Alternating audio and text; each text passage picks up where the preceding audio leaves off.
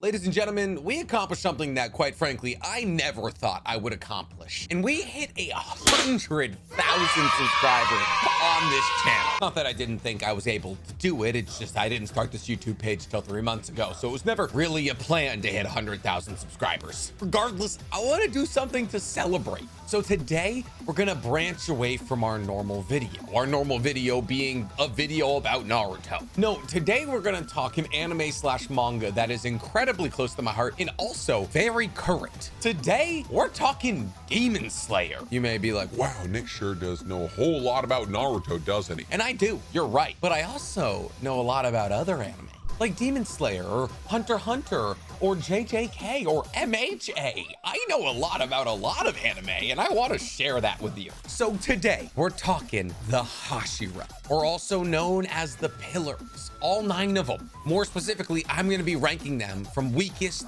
to strongest. Obviously, I'm also going to be explaining why they're the weakest and the strongest and giving a bit of their backstory. So with no further ado, let's get into the weakest Hashira that we know of, Shinobu. Here's the thing, I am going to be talking about some manga feats in this video, but I am going to try and avoid as many spoilers as possible for those who haven't read the manga. So let's open on Shinobu. She may be considered the weakest of the Hashira, but she is far from weak. I mean, physically, she actually is the weakest though. She's unable to cut a demon's neck with her sword, but she makes up for this in a lot of ways. But before we talk about her abilities, let's talk about her background a little bit. Shinobu is the current insect Hashira and actually joined the Demon Slayers with her sister Kane, who was a couple years older than her. 3 years, if I'm not mistaken. Shinobu and Kane's parents were murdered by demons, so they joined the Demon Slayers in order to prevent that from happening to any other people. Unfortunately for Shinobu, however, Kane was slain by demons 3 years before the start of Kimetsu no Yaiba. Kane was actually killed by upper rank number 2, Doma, but Doma had to flee from the sun, wasn't able to devour her. So while she was dying in Shinobu's arms,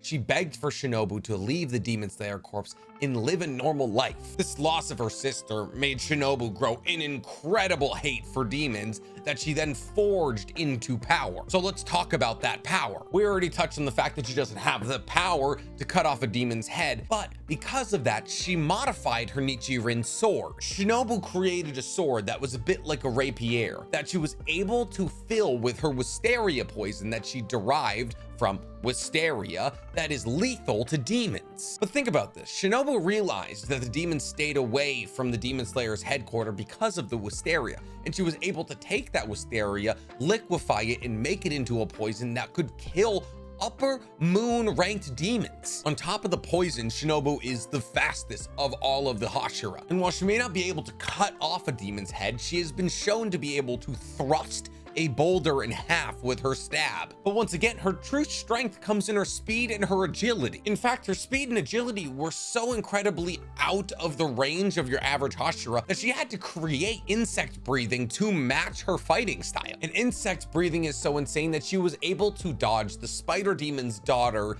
demon blood arc, the blood silk, without breaking a sweat. And that's not even the craziest thing she's done in terms of speed feats. Doma, the upper rank number 2 demon, says that she is the fastest Hashira he has ever met, and even he has a hard time keeping up with her dexterous movements. This fighting style allows her to dodge attacks rather than block them, which allows her to keep her stamina. In fact, her stamina is so insane, Doma, upper rank number 2, wondered if she was even human. And if all of that wasn't enough, she's a medical genius, being able to derive poisons from wisteria that could cripple upper moons, heal people from the brink of death. Out of all of the Hashira, she is the most differently able, is what I'm gonna say. She achieves her strength in non-traditional means. But since we're talking non-traditional people, we should move to our next entry on the list, Tengen Uzui. I know, you're like, oh my god, he's in the show right now and he seems so strong. And he is, all of the Hashira are, but as Hashira go, Tengen is not that strong. Buff my Solo Your Favorite universe though. Not a whole lot is known about Tengen's backstory, so we're just gonna hop directly into his abilities. Tengen, believe it or not, is one of the physically strongest people of the Hashira. I mean, look at the biceps. You could have guessed that. He's also 6'6" and 210 pounds, so you do the math. The only person who's physically stronger than him is the Stone Pillar. But what he has over the Stone Pillar is that he is the fastest runner of all of the Hashira. Tengen used to be a shinobi, and he learned lots of things in his years as a shinobi. And he actually enhanced a lot of his senses, most importantly, his sense of sound. This superhuman hearing allows him to put an ear to the ground and hear tunnels below him, and even discern if there's people in those tunnels. It allows him to sit on top of buildings in a busy entertainment district and listen for demons. It allows him to hear if there's still people present in a building he's in. His hearing is so good, he can use echolocation. He can make vibrations and hear when they bounce back to him to see how far away people are. But the most important thing he can do with his hearing is musical score. Essentially, musical score is an ability that Tengen uses in conjunction with his sound breathing. Essentially, while fighting somebody, Tengen breaks their moves and their abilities into a sort of rhythm that he then begins to read like sheet music. And here's the thing, as he gets more comfortable with the person he's fighting, he starts to learn their habits and find their blind spots. And essentially, by the time that his musical score is completed, he has destroyed the person he's fighting against. Because if you fight Tengen for long enough, you just become a book he can read. The only drawback is, though, that this musical score takes a long time for Tengen to compose. But sometimes he doesn't even need to make that score. Tengen has effortlessly decapitated upper moons without them even realizing he was there. It was so easy for him that he quipped and wondered if they actually were even an upper moon. And because of Tengen's upbringing under his father, who was the head of a dying shinobi clan, he is unfortunately immune to a lot of things like poison and pain. This is because his father, who was trying to revive Tengen's shinobi clan, made his sons train tirelessly. He beat them to the brink of death so they wouldn't know how to feel pain. He injected them with poison so they would have resistance should they be injected down the line. And he savagely beat them if they made any sound whatsoever. This is why nobody ever hears him coming. On top of this, because he was a shinobi, he has mastery with kunai and explosives. But more importantly than all of that, he has 3 gorgeous wives, but not nearly as gorgeous as the next person we're gonna talk about, Mitsuri. Yes, Mitsuri is stronger than Tengen. How do I know this? Oh, I don't know. Maybe because she made it through the final selection to be a Hashira with only 6 months of training. Mitsuri didn't have the best reason of all time to join the Demon Slayer's corps. Essentially, Mitsuri wanted to become a Hashira so she could find somebody who was physically stronger than her to become her husband, because she's like super desperate for marriage. Only problem is she's one of the strongest people in the verse, and I mean physically. Yes, she is 5'6", 123 pounds, but hear me out. Mitsuri's body composition, that being her muscle density, is actually 8 times denser than your average human. So while she may look like a small woman, she's actually stronger than 3 sumo wrestlers combined. And because of this, she actually has to eat as much as 3 sumo wrestlers combined. Mitsuri has fought off multiple upper ranked demons. She's even landed hits on Muzan. And when you add the fact that she's awoken her Demon Slayer mark, she becomes even more physically strong, fast, and precise, which she needs and she doesn't because she is the slowest runner out of all of the Hashira. But it's said that her technique, that being her fighting ability, is actually faster than Tengen's. While fighting upper rank demon number 4 in the Swordsmith Village arc, she dodges lightning and sound waves. She's actually even able to slice them. And this is while Huntengu, who is upper rank demon number 4, was in his strongest form, Zohakuden. The reason her abilities are so fast is because 1, she's incredibly flexible, but 2, she has a whip-like Nichiren sword. Using this whip-like Nichiren sword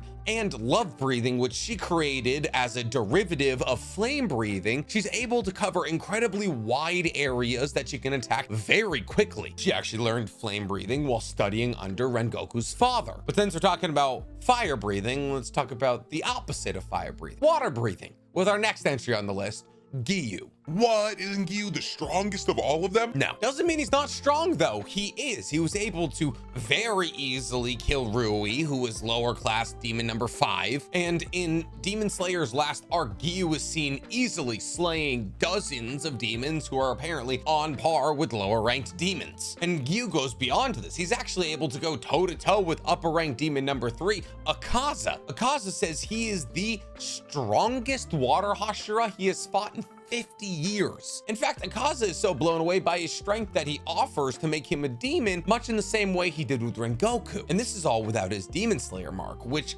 greatly increases his speed, strength, and endurance, and greatly complements his water breathing, because Giyu is the current water Hashira. Water breathing is a very powerful technique that requires an incredible amount of practice, because it is highly dependent on the continuation in fluid movement of a sword. There is no wasted movement in water breathing. That's why it's very focused on water wheel or flowing arcs. But if that's not enough, Giyu has actually shown the ability to make his Nichiren sword bright red. And this actually makes it so that when he cuts a demon, it hampers their ability to regenerate. He does this by clashing swords with Sanemi multiple times over until their swords become bright red. Essentially, they make their swords really hot. On top of all of this, his speed is insane. He was able to catch up with Shinobu while she was pursuing Tanjiro. He cut all of Rui's threads that he threw at him without even looking like he moved his arms. And then he was able to instantly speed blitz and decapitate him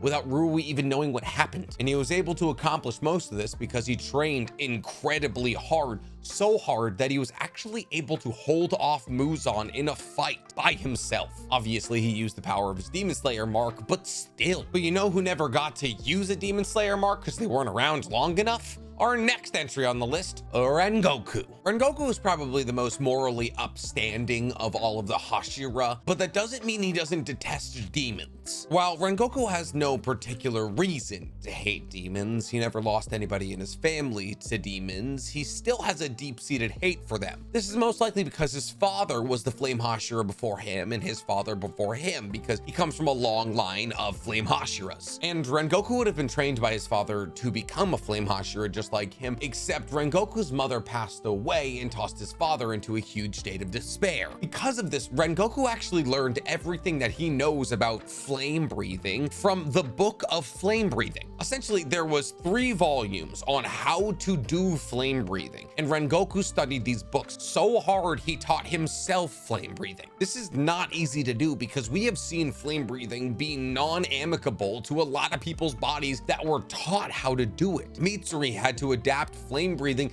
to love breathing to know how to use it. Tanjiro can barely use it without breaking his body. I know he uses sun breathing, it's different, but it's similar. A lot of what we know about Rengoku is actually from a thing called Special One Shot, which is a manga specifically about him. He's also getting a light novel called Rengoku Gaiden. I'll go over some of the feats we see from these 2 pieces of literature. In Special One Shot, Rengoku comes up against the Flute Demon, a demon who wanted to join the 12 Kizuki and killed 9 demon slayers. This demon was on the short list of demons to join the lower ranks of demons because he had an ability that allowed him to summon a flute that could disrupt the people he targets' nervous systems. Essentially, if you played this flute and you tried to move your feet, you would move your head or something like that. He could also summon wolves with this flute that would attack at his command. So he was definitely on par with the lower ranked demon, and Rengoku was able to defeat him. And then in Rengoku's light novel, he comes up against lower ranked demon number 2. This demon's name is Hyro, and his whole gimmick is that he uses a revolver. Hyro was ranked the 2nd highest of the lower moons. And while Rengoku technically wasn't Hashira while he fought against him, he pushed him to the brink of death multiple times. Hyro was so powerful that he pushed Mitsuri, who was a Hashira at the time, to the brink of her power. Hyro's strength was using Umbra Kinesis. Essentially, he could control shadows to become sticky that way, if somebody hit him, he could hold them close, or he could use it to nullify incoming attacks. He could also make shadows into dimensional pockets where he could store things he needed to grab out, or he could turn his shadows into wolf-like creatures that he could use to strike at his opponents. But you know what he kept in those shadows? Just so many guns. He kept shotguns, submachine guns, bolt-action rifles. He had a rotary chain gun in there, and he actually shot Rengoku multiple times. But Rengoku's durability is so high that he just tanked the shots and killed him. Obviously, Rengoku's largest feat is pushing Akaza to the brink of near death. Akaza was so impressed with Rengoku's strength that he offered for him to become a demon. He said his swordsmanship was so good it was approaching the realm of the highest, which means that Rengoku was on the cusp of attaining transparent world, a mode where demon slayers are able to see the muscle sinew, the blood vessels of the people they're fighting, that allows them to track their movements perfectly. It's a bit like if a Byakugan and a Sharingan met. On top of this, he was incredibly perceptive. He was able to sense that Tanjiro had a torn blood vessel and then accurately heal it for him. The reason I have him above of Giyu is because they both fight Akaza, but he does it without a Demon Slayer mark. He accomplished most of his power through just sheer determination and grit. He was born with almost no natural genius. Unlike our next entry on this list, Muichiro Tokito. Muichiro has about as much unbridled rage as you would expect a 14-year-old Hashira to have. Yes, that's right. He's 14, which makes him younger than Inosuke, Zenitsu, and Tanjiro. So why did he get into the Hashiras at such a young age? Well, one, he has an incredibly talented bloodline. He's actually a descendant of Upper Moon #1, Kokushibo, who is the strongest of all of the demons outside of Muzan, and is actually, fun fact, a demon slayer. Two, because he lost both of his parents at the prime age of 10. His mother was sick with a disease, and his father braved the snow to go get her herbs and then died while getting her herbs. But don't worry, he had a brother. In fact, he had a twin named Yoshiro, who got murdered by a demon. So Muichiro was a bit upset and he decided to become a demon slayer, something that his twin brother actually discouraged him from doing, but on his deathbed prayed that Muichiro would find luck in all things killing demons. Yoshiro actually apologized for trying to get in his way for something that Muichiro thought was a dream, the dream being to join the demon slayers. Like, no, for real, he became a Hashira with 2 months of training. It took Tanjiro 6 months to cut the rock. The only person to ever do that before him was Gyomei, the stone Hashira. And if you think that's not powerful enough, he actually awakens his demon slayer mark when his body temperature goes above 102 degrees Celsius and his heart rate goes over 200 beats per minute. When he awakens his demon slayer mark, his offensive and defensive abilities multiplied several times over. He's actually able to confer a massive amount of poison resistance to himself in order to keep his body moving. And while in this state, he's able to easily defeat upper ranked demons. And while in this state, he's also able to turn his Nichiren sword bright red using grip strength alone. Giyu and Sanemi have to clang their swords into each other to achieve this. He did it by grabbing it hard. And it was actually this ability that allowed him to go toe to toe with upper ranked demon #1 Kokushibo, his great-great-great-great-great-great-grandfather. Muichiro is also one of the few people in the series who has access to transparent world, which allows him to see the muscle tendons, the blood flow, the internal organs of his enemies to understand exactly where they're about to go, predict their movements, and move accordingly. He is so fast with his sword, he was able to cut 10,000 incoming projectiles of relatively small size in an instant. This strength is doubled by the fact that he uses mist technique or mist breathing. And essentially the entire premise of mist breathing is to attack so quickly that your opponent can't see what your arms or your sword is doing. This is actually why he wears baggy clothing,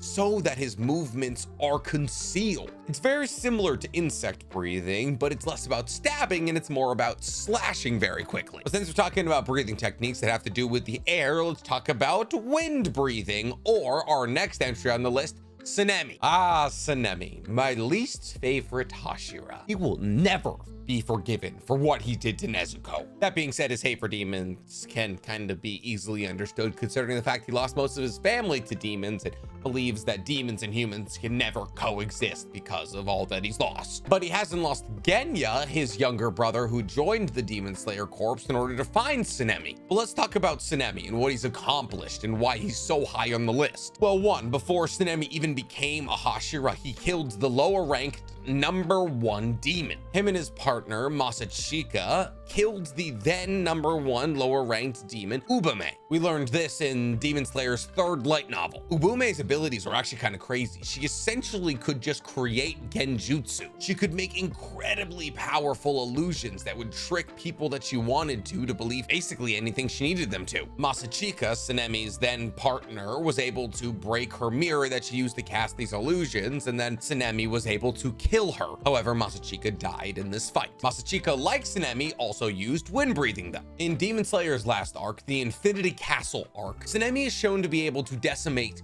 dozens of demons who are comparable to lower ranked demons simultaneously. He even proceeds to go toe-to-toe with Kokyoshibo, who is the upper-ranked #1 demon who is 500 years old and has been mastering swordsmanship for all of those years. Kokyoshibo even goes so far as to say that his body, Sanemi's that is as perfectly toned and as powerful as it could ever possibly be. And Sanemi, like most of the people on the upper end of this list, awoke a Demon Slayer mark that, just like everybody else, increased his physical strength, his speed, his dexterity, his agility. It even allows him to continue fighting even after he's been grievously wounded. Like a wound that would kill most people, he was able to fight through. And like I touched on earlier, he's able to turn his Nichiren sword bright red by clanging it against Giyu's to hamper the regenerative abilities of demons. On top of this, he's the second fastest runner of all of the Hashira, the only faster being Tengen. And you would hope so, right? Him being a wind Hashira. But on top of all of that, Sanemi's strength and durability are probably the highest out of anybody in the Hashira. I mean, his body is covered with huge scars, almost like he doesn't feel pain. He's so resilient that he cut his arm in front of Nezuko just to test if she was going to attack him and barely flinched. His abilities are so insane, he was able to fight Muzan for a half hour with no rest. But here's the thing, if you cut him and you're a demon, that's actually usually bad for you, because Sanemi possesses one of the rarest blood types on Earth. Essentially, if Sanemi gets cut and his blood gets aerosolized, it's like heroin for demons. It's so intoxicating to them that they lose focus. This is why he cut himself in front of Nezuko, because he figured it would guarantee she would attack him. And this is shown to be effective against the upper ranked #1 demon on Earth. This is incredibly useful. If you slice him, you're just going to be intoxicated and lose focus on who you're attacking. But here's the thing, if you slice him, his muscle control is so insane, he can flex and close wounds. And that's if you even get close to him, because Sanemi uses wind breathing. And wind breathing allows Sanemi to create massive gusts of wind with his sword that act like long-distance claws that can slice his opponents. He is essentially a ranged attacker with a sword, but that doesn't mean he's not comfortable fighting up close. He's very comfortable doing that, but not as comfortable as our next entry on the list, Obanai Iguro. Obanai had what I like to call a rough childhood. Obanai was born into a clan of people who would sacrifice everybody who they wanted to, that included even newborn children, to a demon for the promise of monetary gain. Having this traumatic clan experience made him very, very afraid of women, because the women in his clan treated him like a tool. These women didn't see him as a human. They went so far as to basically give him the Joker treatment and cut his mouth from here to his ears, making him look like a snake. This is why he wears the bandages. He doesn't want people to see those scars. The only woman he likes and he's not afraid of, though, is Mitsuri, who he has a crush on, and they're very, very cute. Above said bandages, Obanai has heterochromatic eyes, and his right eye Obanai is actually partially blind. Because of this, Obanai has to rely on something called serpent breathing. Serpent breathing is something that Obanai created and mastered. Essentially, Obanai uses his snake, Kaburamaru, to do his seeing and sensing for him. Kaburamaru is able to read and predict the moves of Obanai's opponents, and he can mentally confer those thoughts over to Obanai. And Kaburamaru is able to understand human speech and emotion. He's actually so proficient in reading techniques and conferring them to Obanai that he's able to do it when Obanai can't see at all. Because of the way that this technique works, Obanai is almost always technically in transparent worlds. Because of this, he can easily defeat lower ranked demons and hold off upper ranked ones. He's actually so powerful, he has cut limbs off of Muzan. And you're not gonna believe it, but Obanai awoke a demon slayer mark that allowed him to dodge Muzan's attacks and actually fight back in a 2v1 capacity. He was able to do this because after seeing Muichiro turn his Nichiren sword bright red just by gripping it, Obanai did the same thing. But let's not beat around the bush anymore. We already alluded who was the top of this list before, so let's get into it right now. The top strongest Hashira, Gyomei. Gyomei is the physically strongest Hashira out of all of them, and that's not that hard to believe when you take into account the fact that he is 7 foot 2 inches and 287 pounds. Let's just say that man is shooting the wrong rock. Get it? Because he's the stone pillar. Gyomei was born blind, which means between the two strongest Hashira, there is one functional eye. And just like with Muichiro, it only took him 2 months to become a Hashira. Both Tanjiro and Inosuke in the manga say that Gyomei is the strongest of all of the pillars. And Kokyoshibo, the upper ranked #1 demon, says that he has never fought in the last 300 years somebody at the caliber of Gyomei. He goes so far as to say that he is at his physical peak and he could not be any stronger. It's at this point that he tells Gyomei that he should become a demon so he can preserve this body, and Gyomei says that the pride of a human is to live and die. Gyomei then goes to hold his own against Kokushibo without even activating his Demon Slayer mark. But when he does activate his Demon Slayer mark, guess what? He gets stronger. And Gyomei doesn't use a Nichiren sword. No, Gyomei uses a Nichiren axe and flail, which he has the ability to make bright red by banging them into each other. Oh, and if that's not enough, don't worry, he can see transparent world even though he's blind. And since he's a blind character in an anime, his hearing is ridiculous. Obviously, his hearing allows him to hang in fast-paced battles with demons, but his hearing is so good that he can literally hear Muzan's flesh regenerating. He can even pick up if you're lying. But if that's not enough for you, he's also the third fastest runner of all the Hashira at 7 foot 2, 287 pounds. Oh, and by the way, his axe and his flail are made of pure iron, so they're several hundred pounds. And he didn't get this strength later in life. No, it came to him as a child. In fact, he got attacked by a demon as a child and he beat it to death with his bare hands. But as he grew up, he made a breathing technique called stone breathing that combines both his massive physical strength and his superhuman hearing. And this stone breathing is so powerful, it's able to counteract Kokyoshibu's moon breathing, which is the counter to sun breathing. He's nuts. He's so powerful. And that's it. That's all of the Hashiras, 9 through 1 in strength. I hope I taught you something here. I hope I didn't spoil too much. If you haven't read the manga, I didn't tell you who dies, who wins. I tried to kind of stay general with the feats, and I had a lot of fun making this, and I hope this video does well, because I'd love to be able to talk about things that aren't Naruto on this page. So please, if you liked this, there's never been a better time to validate my work and like the video, subscribe to the page, and hit that noti bell. And maybe by the time we hit 200K, I can do another Demon Slayer video. Listen, I'm not gonna say if this video flops, I'll cry, but there might be some onions being cut.